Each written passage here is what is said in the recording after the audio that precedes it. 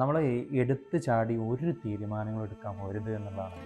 ഏതൊരു കാര്യം നമ്മളോട് നമ്മളെ ഹസ്ബൻഡ് ആവട്ടെ, നമ്മുടെ പാർട്ണർ ആവട്ടെ, അല്ലെങ്കിൽ ബിസിനസ്സിലാവട്ടെ, നമ്മൾ എന്തൊരു ഡിസിഷൻ എടുക്കുമ്പോൾ അറ്റ്ലീസ്റ്റ് ഒരു 24 ഹവേഴ്സെങ്കിലും നമ്മൾ എന്ത് ചെയ്യണം, അതിനെക്കുറിച്ച് ചിന്തിക്കണം. കാരണം നമ്മൾ പെട്ടെന്ന് ആ ഒരു നമ്മളിപ്പോൾ സന്തോഷത്തിലാവാം അല്ലെങ്കിൽ ദുഃഖത്തിലാവാം, നമ്മൾ ആ പറയുന്ന കാര്യങ്ങൾ ആ ഇമോഷണലി വെച്ചിട്ടാണ്, ആ സിറ്റുവേഷൻ വെച്ചിട്ടാണ് നമ്മളത് പറയുന്നുണ്ടാവുക. ചിലപ്പം പിന്നീടാണ് നമുക്ക് തോന്നുന്നത് അത് വേണ്ടായിരുന്നു എന്ന് തോന്നുന്നത്. ബിസിനസ്സിൽ ചിലപ്പോൾ നിങ്ങൾ ആ ഒരൊറ്റ ഡിസിഷനിൽ നിങ്ങളെ ലക്ഷങ്ങളും കോടികളൊക്കെ നിങ്ങൾ പോകുന്നുണ്ടാവുക.